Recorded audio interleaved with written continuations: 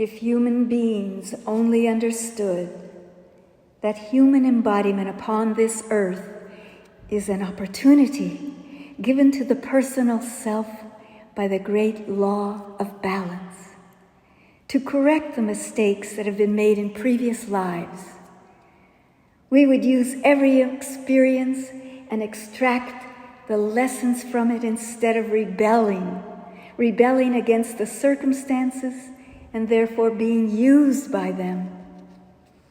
This constant return to physical embodiment or garments of flesh would be an endless circle of cause and effect if it were not that man has the presence of God within him. This part of ourselves which says, I am is the life, I am is the intelligence, I am the power that moves through my physical body. And when the discordant habits of the atomic consciousness of the physical body build to such a momentum that the light of the mighty I Am presence is no longer allowed to expand, and through that maintain the fulfillment of a constructive plan of life, the master self begins to decrease its supply of energy and eventually withdraws. There is only one thing that ever causes what the world calls death, and that is the lack of enough liquid light within the nerve channels. It is this liquid light that radiates the cohesive power which holds the atomic structure that makes up the flesh body. The experience called death is a constant reproof to mankind and a reminder to the personal self of its disobedience to the original God plan, the divine way of life.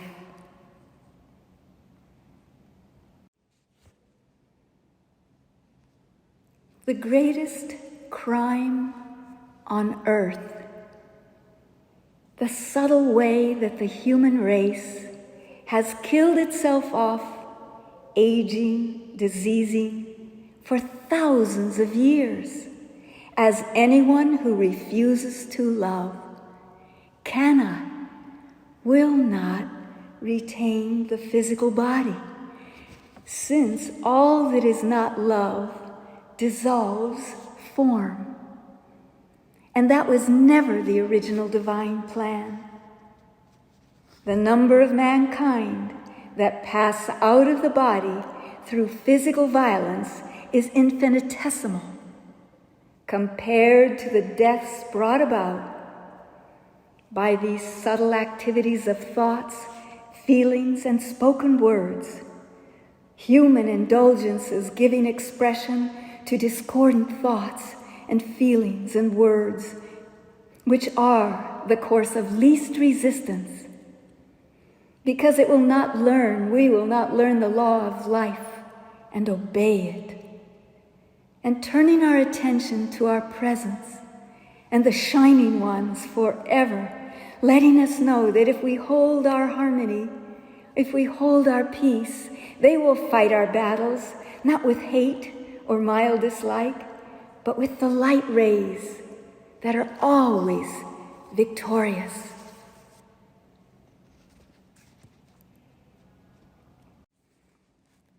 When I use the term electron, I mean an eternally pure heart center of immortal fire, a perfect balance of light, substance, and intelligence, around which is an aura of lesser light that the scientific world calls a force field. The electron is forever changelessly perfect, but the force field or aura around it is subject to expansion and contraction. And this is the determining factor in bringing substance into form, from the invisible into the visible, because of the inherent intelligence within the electron. it becomes an obedient servant and is subject to the manipulation of the individual who acknowledges his or her source of life by our awareness of the mighty I Am presence within.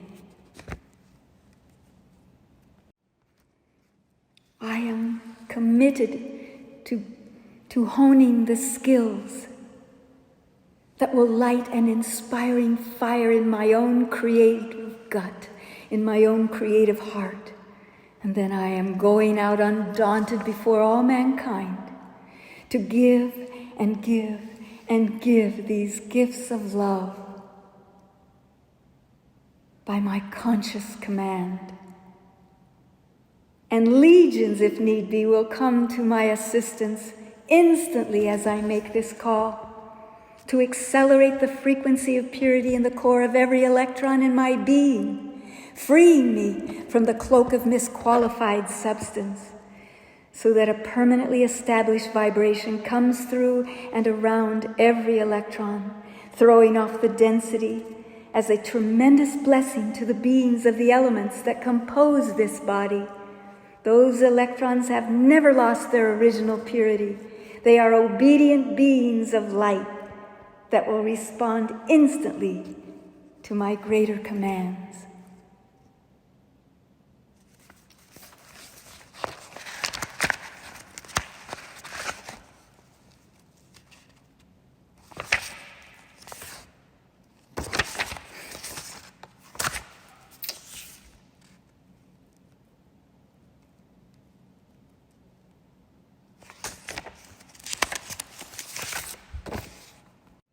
This animation shows us how the occlusion of our electrons by the substance of self-imposed shadows that have engulfed us for centuries and lowered the frequency of our life force, opening the door to the gradual or all at once dissolution of the body. Imagine we've had enough experimentation and we speak the words, we cry out, please God, Goddess, show us the true way, show me the true way. Enough to shatter the throttling of my life force. And from this hour forward, may I be more intent on sharing the music and my signature genius of happiness that reflect the truth and the beauty and the supply that I have so earnestly been seeking, rather than aging and dying another lifetime of that saboteur's ignominious agenda.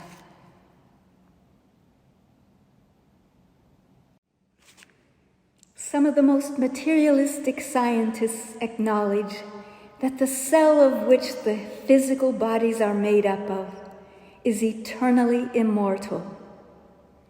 The cell contains within it the power to eternally renew itself and sustain itself because there is perfect balance in all of its parts if left to its own activity and sphere.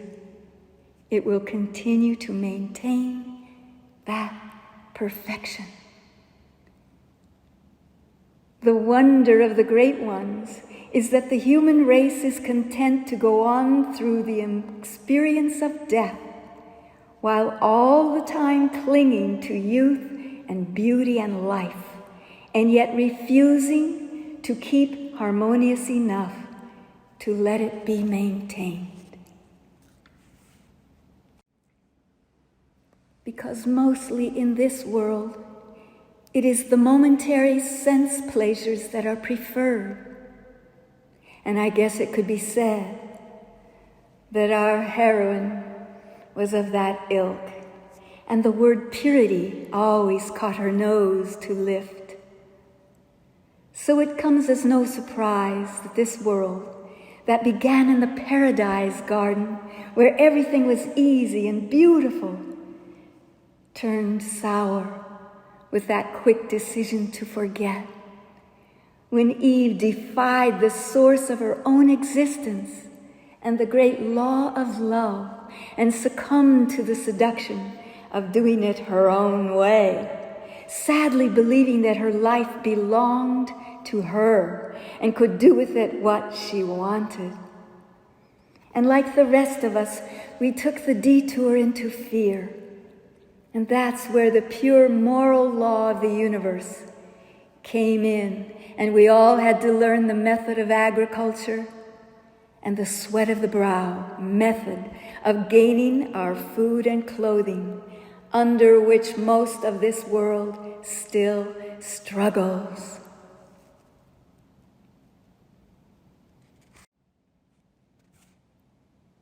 We need the eternal divine memory of our beauty and perfection, and to claim it by reaching into a future moment where it already exists in the core of purity, in every electron in our bodies, in our minds, in our feelings, and in the atmosphere and life throughout this world, throughout this whole system of worlds, so we can permanently transfigure these bodies and bring heaven to earth as we promised we would.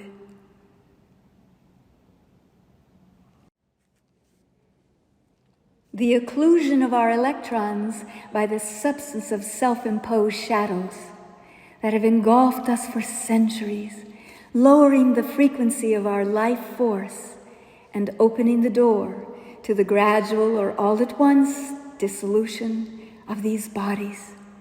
Now we call forth to our own divine presence and to the greater life that overlights us with such love. Show us the true way. Show us and bring that violet flame of Christ's grace. Bring that violet flame that belongs to this final golden age, beloved Saint Germain.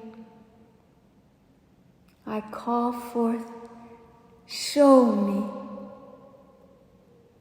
Show me. Make me see you, violet flame. Make me feel you, violet flame. Make me see you, make me feel you. Make me remember you. Blaze that violet flame through me intensely enough to give me the feeling of certainty at all times. Show us the way. Place us where you want us to be. Give us what you want us to have. Tell us what you want us to know. Show us what you want us to do. Make me what you want me to be, and make sure that I am fulfilling the great divine plan of life. I am by all God's love. I know I am the ascended Jesus Christ, pure mind of God, speaking to the points of light in every electron in my mind, in my body, in my feelings, and in the atmosphere about me, commanding those electrons to give me the purity and the perfection and the instantaneous healing, the youth, the beauty, the opulence, the life I came here to live and create heaven on earth, a new civilization that is our destiny to bring forth, that will never allow again anyone to deny or defy the great law of love. I am. I am. I am. 3 times 3, I am.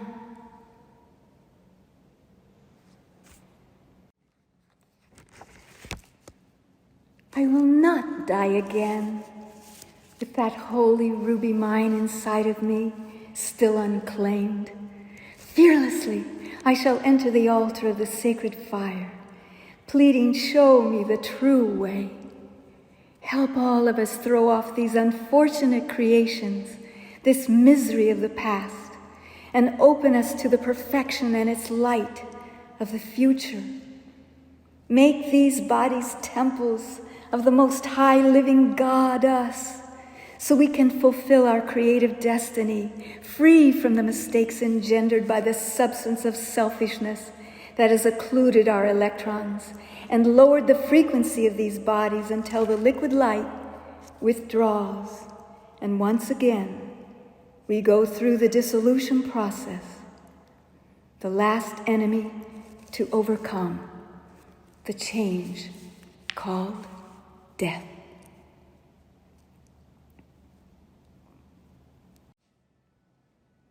Precious one, go alone. Be no part of the conditions of turmoil in the outer world. Live in a world of your own, close to us.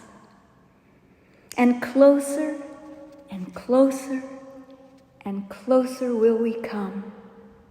And brighter and brighter and brighter will the light blaze its victory to us and through us, until the light has sought out every life stream on earth and dissolved the darkness that has dared to interfere with the beauty and the perfection of life that is the destiny of all upon earth.